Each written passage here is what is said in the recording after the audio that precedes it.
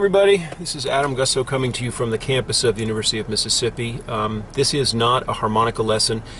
I'm assuming that many of you, but surely not all of you, know by now that my longtime guitar man, partner, friend, Sterling Mr. Satan Magee passed away a week ago on September 6th. What I actually just held up was the sort of program, you might say, for his funeral, which I just came back from. It was down in St. Petersburg, Florida, arranged by his sister Janet.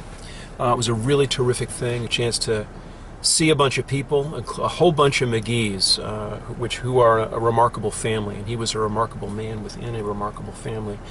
And I thought what I would do is give you kind of a version. I just think I owe him this, I owe you guys this, kind of a version of the eulogy, a version of the way it was described in this thing was words of consolation.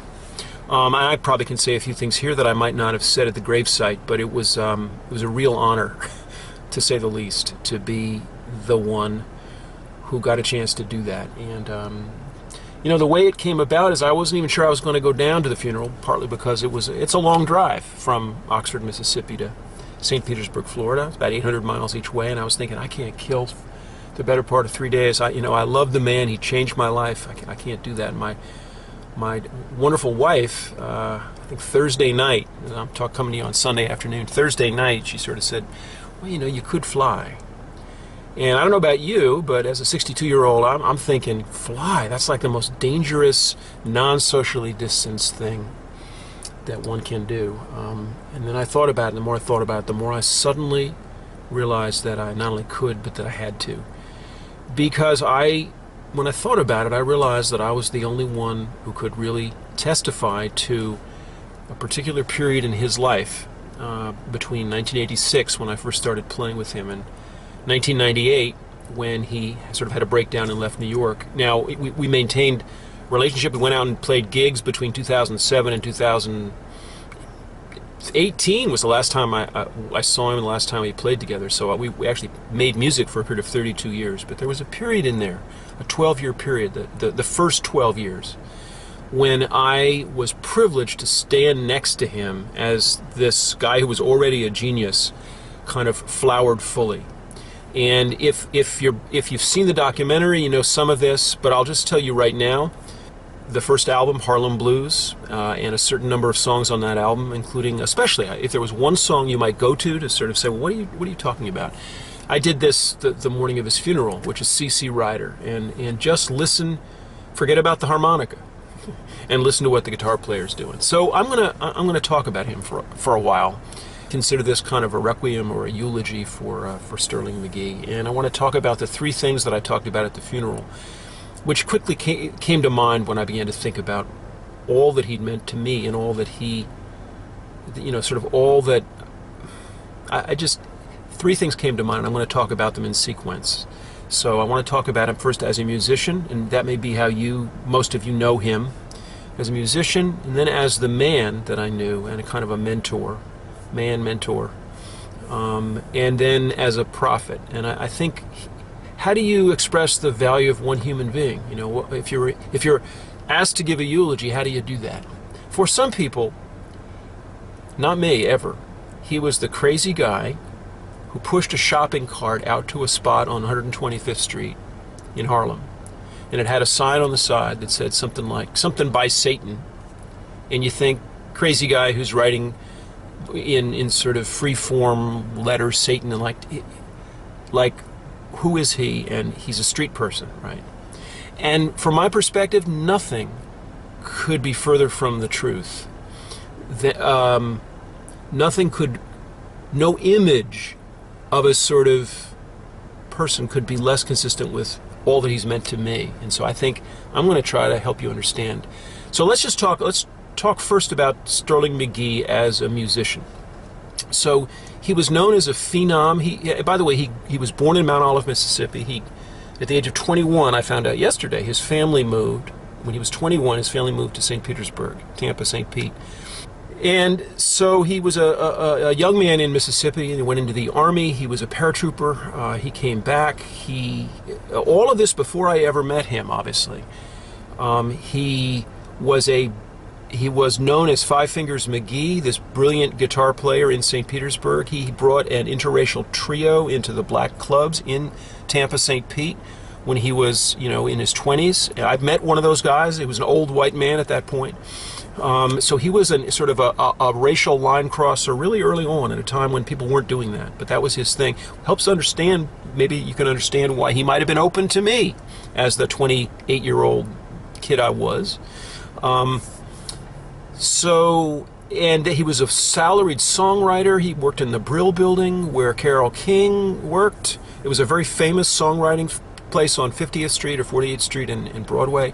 Worked with a guy named Jesse Stone. He was a soul singer who had a couple of songs in the early 60s that are still big on the Northern Soul circuit. He ended up playing guitar behind a bunch of people, Big Maybelle and Little Anthony and the Imperials. He was in a band that backed up James Brown at the Apollo Theater.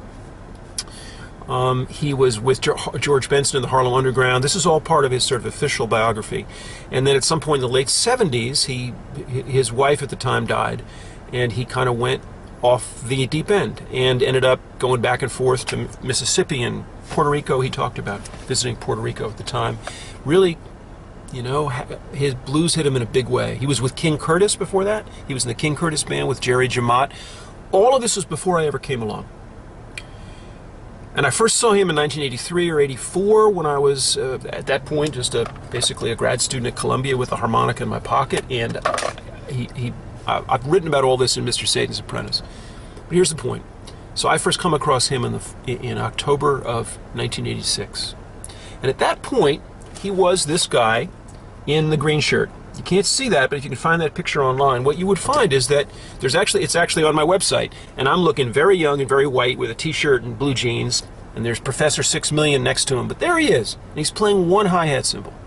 So the thing about Mr. Satan, and by the way, I called him Mr. Satan from the time I first met him in 86 to 1998. Never called him anything else, never called him Sterling Magee. I never heard anybody call him Sterling Magee, except his parents, who called him Sterling when we met them one time. They did not call him Satan. Trust me, they were church people.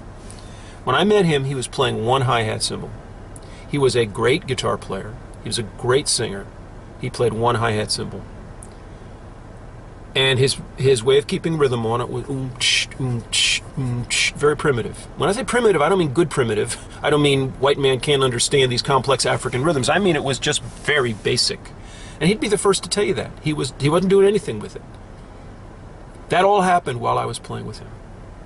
And so what I got to see was, we played together for about till March. So October to March.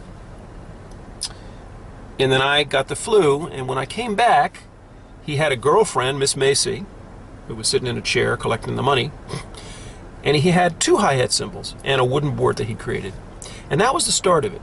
By the time you two came along in 1980, that summer, like June or July of 87, and we do Freedom for My People in Rattle and Hum, he'd already gotten the hang of it. He sort of built it up and put it on a board. That was a riser was a very brief thing on the street.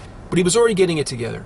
By the time we go into the studio in February of 1990, after playing on the streets for 3.5 years, in all weathers, he was a genius on the percussion. So let me make my case for Sterling Magee, and I want to ask you a favor. So I think there's one thing that I wish could happen to honor this man.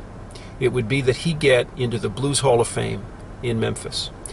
I don't know if they have a contact email. Maybe if I can find it, I'll let you know it. But if you've got any voice at all, I really wish you would start advocating. But I want you to first go and just listen to C.C. Ryder. I'm going to tell you something in a minute. And so, here's why Sterling Mr. Satan Magee, he's the greatest one-man blues band, I believe, that America's ever produced. I've heard others. Jesse Lone Cat Fuller doesn't come close. I just don't think there's anybody who's the triple threat that he is. So number one, as a guitar player, he plays stuff that is so far beyond what anybody else is playing that nobody has come along and tried to copy it. Now, Robert Johnson, who was thought of as the great guy, you can find his stuff tabbed out. Nobody's tabbed out Mr. Satan's stuff. You can't. I'll come back to this point in a minute. So number one, he plays normal tuning with a wound third string like jazz strings, with all kinds of very complicated fingerings that crab walk across up and down while he has open strings going, and with an ability to hyperdrive, even while he's playing bass and chords, he can hyperdrive a lead. Nobody has been able to do that. That's number one. So singular, fantastic, memorable guitar player, right up there with the best. Number two, as a singer, he had a really distinctive, he sang blues, but he was really a soul singer, very distinctive sound. So distinctive that one time in 1989 or 90, there's a photo of us. I'm leaning down. We're down sort of in Tribeca. We were playing like a street fair.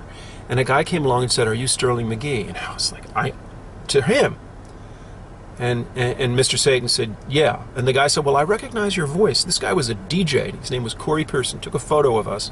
Used to play your early hits from the 60s, he says, on my radio station at Cornell. So he had a distinctive voice, and it's a real blues edge, a real blues cry. He sang hard. Again, C.C. Rider is a perfect song for this. Number three, while he's doing those two things, he's playing percussion with a kind of polyrhythmic complexity that nobody, I mean, I'm looking, nobody has even remotely matched as a foot drummer.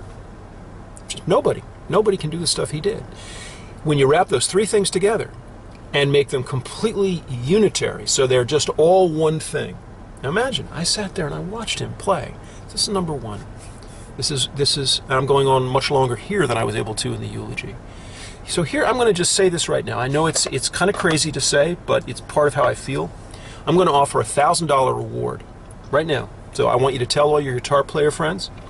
I'm going to offer a $1,000 reward for somebody who can play, give a convincing rendition of what's going on in C.C. Rider. And I need to see your hands. So I need to see what you're doing, because I'll tell you, nothing would excite me more. But if you can do that as a guitar player, if you can do that, if you can match it, if you can match it in any conceivable way, I mean, any way that would convince anybody that you actually figured out what he's doing and can do it, then I will PayPal you $1,000. So I'm not going to lose the bet. But if I do, you know what? You'll be famous, because I will let everybody know. Because I sat there and watched him for years. I watched the men around him thrilling to him. So that's one of the things. Watching him flower as a musician and become that. As a musician, he brought me along. So let me talk about number two. Actually, I want to give you one more thing on number one, him as a musician, which is he was a man who talked in sayings, in epigrams that you could remember. I'm gonna live forever or die trying was the quote they have. I'm gonna live forever or die trying. So one of the epigrams that I remember was, "You'll feel it." So if I expressed any anxiety about would I be able to keep up with what he's doing, he would say, "Well, you'll feel it. You'll feel it." Well, so he didn't angst. He didn't waste time on anxiety. It's like, you'll feel it. Just we'll feel it, which means kind of be there now, be present. But he'll say, "We'll feel it." That's the other thing, is he opened and made a space available to me. So number two, as a man and a mentor. So when I met Sterling, he was 22 years older than me. I was 28 and he was 50 when I met him. I'm now 62 and he's just died at the age of 84. His most famous saying was, "You'll live through it. You'll live through it." You know, he was born in Mississippi in 1936. Think about Mississippi in 36. Think about when he was 19 years old, Emmett Till was killed. That's a way to think about Mississippi, what it might have felt like to be coming of age, to be a teenager in that Mississippi. And so if he said, "You'll live through it," like if I had a cold sore on the plane to Australia, as I did, and I thought, crap, I've got to play 8 gigs in 6 days or whatever it was on a cold sore, he was like, "We're playing those gigs." He was kind of a father in some ways. I had a father. I love my father. I learned a lot from my father, but I also loved and learned a lot from from Sterling Magee. He cleaned up my language. It was one of the things that he did. Again, you know, if you saw him with that shopping cart and that gray beard and his raggedy clothes, and that sign that says, "Blues by Satan," you might think, crazy old street guy. He was a gentleman, and he did not believe in profanity. He would say, "Don't profanize." He'd make up words like that, "Don't profanize." And he cleaned up my language. He thought that he was always trying to kind of create a space where people got along.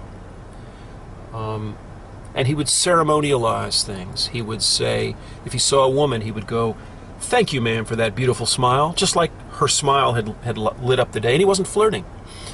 He was doing what a gentleman does, which is sort of he had those sort of social graces. He was a Mississippian. He was a Southern gentleman. Hard to believe. And then again, that's what he was. And we traveled everywhere together. It's so interesting, you know. As his son, I mean, when you're a trio on the road, you know, you feel like you're a team. You really are a family. And it was me and him and his wife, Miss Macy.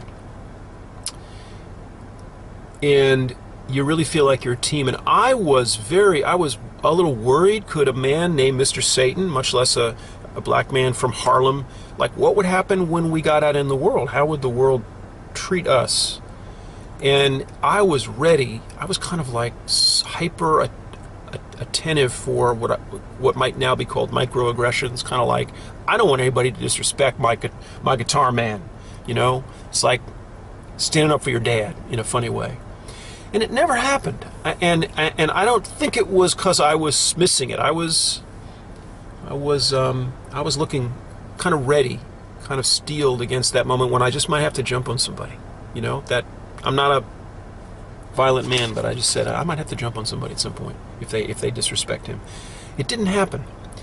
And that taught me something really important. I would say that he helped make it easier for me when I went off on my own as a one-man band at a certain point. I did that at one point, and kind of go out into the world and had to walk through any doorway and smile and shake somebody's hand. What you don't know about me is that I was actually a really shy kid. And I was shy because people in my neighborhood, people in junior high school, picked on me because I was a little smaller than other people. I know it may seem impossible to believe, but yes, I got picked on, and it put some fear in me. And it's made me attentive then to people who have that. It's no longer with me. I've escaped it. But partly that was because of him. And it was because of just the personal warmth that he exhibited. It's really hard to describe what you owe to somebody, what a younger man owes to an older man who's been there for him and held the door open for him and made a space for him and nurtured him in some way. Now, he was harsh. He could be harsh. But I never saw him be petty. So those are, as a man, as a mentor, as a musician. Here's one more of his epigrammatic sayings. Don't condemn what you do. Don't condemn what you do. Now, what does he mean by that? What he meant was don't be neurotic. To me, that was fascinating. In other words, if you're going to take a drink, take a drink. Don't say, I shouldn't be taking a drink. He hated that. He hated second-guessing himself. He never would. As I said at the funeral, if he had one character flaw, he didn't really, but if he had one, it would be like, well, he was always sure he was right. But what it meant is he didn't second-guess himself and spend a lot of time anxious about whether he should do this or that. If he was going to do it, he did it. Number 3, so as a prophet, there are people, he grew up in a church. There are people who were called to the ministry. He, of course, was kind of an anti-ministerial guy. He disliked organized religion. That was just part of his makeup. I always assumed it had something to do with, in the documentary, Satan and Adam, he talked about being beaten by his mom if she would come home and he'd be playing blues on the piano and she'd come in and she'd slap him, and he would complain about being an abused child. But I also know that when his wife Betty died, the really beautiful curvy one, as the men in Harlem would say, that he kind of went off the rocker. And it was clear that in some way he felt sort of abandoned by God, because God had taken this, if you wanted to phrase it that way, had taken this beautiful woman away. He and I shared that sense. Mine didn't die, she just left me for somebody else. But we kind of came together at the right moment in the aftermath of those things, when we were really on the upswing. And that, if you want the key to the Satan and Adam thing, it was that we were both feeling pretty good at that point, and then we found somebody else, and it was its own, you could say, bromance. It was a couple of guys who loved each other and loved the music that we made with each other. But what I want to suggest to you is that he was a prophet in several ways. Number one, there's a whole history of storefront churches in Detroit, Chicago, Harlem. He took the idea of the storefront church to the next level. His church was that stretch of sidewalk where we played. The tip bucket was a collection plate. The money that we got, he'd count out the bills, but the change all went to the bottom, and then he'd take that change, have a bag of it, and people would come up and they'd say, "Hey, Mr. Satan, can I get $1?" And "Here you are, ma'am, here you are, here you are." "Yo, shut up, take it." He'd just say, "Shut up," and he'd give people money right and left. The people who knew him, who knew that he was good for it, and he didn't care what they did with it. He said, "You know what?" He said, "The churches don't want these people. They don't have any money. Ministers don't want them. These are my people." That's the way he would put it. These are my people. He really, so outreach, ministerial outreach. And he would, if there was a fight between people, he would try to settle it down. You can go and there's a sort of African, creating unity within the circle. He had that element. Don't talk to him about Africa. He wouldn't say, I'm right here in New York. I don't need to hear about no damn Africa. But there was that kind of basic idea that he had. That was our storefront. And that sidewalk. And what he was preaching, I have to go back and read you something. I wanted to say he was a prophet of beloved community. What is beloved community? I'm going to read you a little something I copied. Martin Luther King, 1968. He said, and this is a famous statement of King's, "We are tied together in the single garment of destiny, caught in an inescapable network of mutuality." And that's what he spoke. And also King in 57 with the Southern Christian Leadership Conference. "The ultimate aim is to foster and create the beloved community in America where brotherhood is a reality. Our ultimate goal is genuine intergroup and interpersonal living, integration." I thought about that, and I think about the life that he and I lived, and I think about his attitude, which was always open. So culturally, he never said, the music I'm playing, this is my music. I can revoke your passport. It was like, Mr. Adam, here's how to play this music. That was one thing, which is that sense of openness with the music. But the brotherhood was, we played on that spot in Harlem through a really rough period of time. 2 months after we started playing together, they had the Howard Beach incident, where the people from John Gotti's neighborhood, basically some black guys in a car, 3 guys got lost, went into a pizza parlor, got chased out of it. One of them, Michael Griffith, got chased across the Cross Bay Boulevard and got hit by a car and died. Mayor Koch said it's a racial lynching. The city was up in arms. This is in December of the first year we started playing, 86. But I remember Mr. Satan, he was like, when I went down there after New Year's, I hadn't been down there for a while, I went down after New Year's, and he was happy to see me. And we played right out there on 125th Street. Now you might have thought, first of all, you might have thought he wouldn't want to see me. That white guy, no, not the reverse. It was like, "Hey, Mr. Adam." We went over by Columbia and we played. People there threw money in. You could tell, it didn't matter the neighborhood. He was always trying to create brotherhood. And he said that, I'm not making this up. This is not my projection. He would talk about the work we're doing out here, like it was necessary work, is that we are bodying forth brotherhood. What did King say? The inescapable network of mutuality, the beloved community, motivated by love. One of his sayings, if you were to say, "Hey, how's it going, Mr. Satan? How are you doing today?" He goes, "Everything is beautiful. Everything is beautiful." That was his attitude.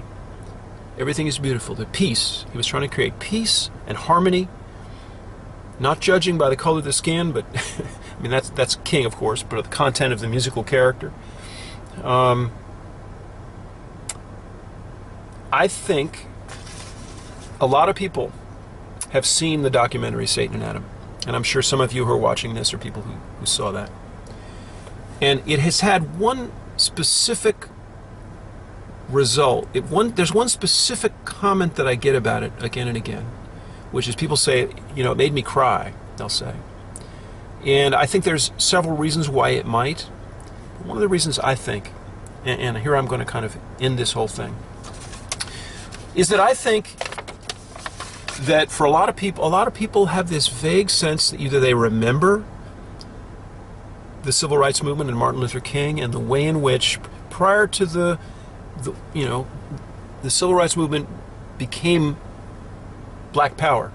It sort of dissolved, and the white and black together element of the civil rights movement fractured in 1965. SNCC, which had been white and black together, pushed out its white members, and it's just, this is all history, right? This is sort of one of the things that happened. And it was a black power time, and that was important. It's an important moment in American history. There are these periods in American history where black and white are at each other's throats, and the late 60s were a time like that, but the early 60s were a time when you had a real kind of spiritual force, and that's what King brought to the movement, behind the idea of getting past race, a kind of transracialist ideal. The beloved community was that idea. And that dissolved. And I think what people see in Sterling and me, in the Satan and Adam story, is they're reminded, and they say, wait a minute, here are these two guys who were living that. It didn't go away. That ideal was there all the time, and there were at least a few people around who were actually trying to live that out. And you'd be right. And I think people find that, people who remember that moment find it very moving. This sort of, we joke about Jesse Jackson's phrase, keep hope alive, but it's like, one thing Sterling and I did, I'd like to think, is that we embodied that ideal, and we played it out. You know, here's the curious thing. I want you to take a look, you know, look at Sterling Magee, and look at the way that people mature, right? Visually, from the little boy up through the paratrooper. He was a paratrooper in the Army. And eventually, if you don't die young, you become that guy, and then you die in your sleep. There's a romance to a certain kind of blues life or rock life that gets much more excited by somebody like Jimi Hendrix, who dies at the height of their power. The 27 Club. Or Robert Johnson. You die at the height of your power. And so it becomes easy to forget the power, the majestic power that somebody like Sterling Magee, as Mr. Satan, had in his prime. I found the same thing. That's why when I first heard that he died, I knew it was on the way, but I didn't actually cry. I didn't feel anything until I began to think back about the man I knew. Because that man that I knew had been displaced by the progressively older and more frail and couldn't play guitar anymore guy. And the sort of old, friendly, I would say defanged in some ways, not the fierce prophet that I remember, the fierce prophet of beloved community and the, complaint with God. But I want to suggest to you that if you want to honor Mr. Satan, you want to honor Sterling Magee, go and get Harlem Blues and get that particular cut, C.C. Ryder, and go and take a listen to the way he sings the blues. There's many other cuts you might go to. Listen to the Music is a good one too, and I've put several of them. I'm actually going to upload another cut that's never been released. That was from our first session. The harp solo isn't that great, but his singing, the performance is extraordinary, and it's a song everybody loves. It's Ode to Billy Joe by Bobby Gentry. We released a much tamer version later on our later album, but I'm going to put that up when I put this up, so you'll hear that. Anyway, that's all I have to say. What did I say at the end of the eulogy? Yeah, these are good words.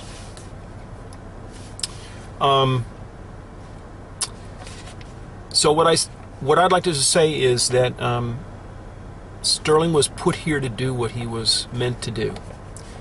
And you can't say any more about a human being than that. He gave us the absolute best that he had. And again, I'm incredibly fortunate to have been there to watch that. And that's why I went to the funeral, why I flew, even at the risk of getting COVID.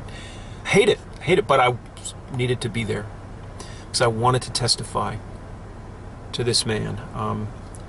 There's a famous saying, I think Jack Cornfield said something like, it's not death that scares people, it's the prospect of not having really lived. You know, sort of fully, wholeheartedly, with purpose. And what I'm here to tell you is that, because I was there, Sterling Magee really lived. He lived hard, he lived fully, he laughed fully, he was a huge and righteous man. He had a huge spirit. And you know, you're lucky when you get someone like that in your life. We found each other at the right moment, and we really lived. So that's it for me today. And I hope you enjoy Ode to Billy Joe. It gets him at his finest. See you down the line. Bye-bye.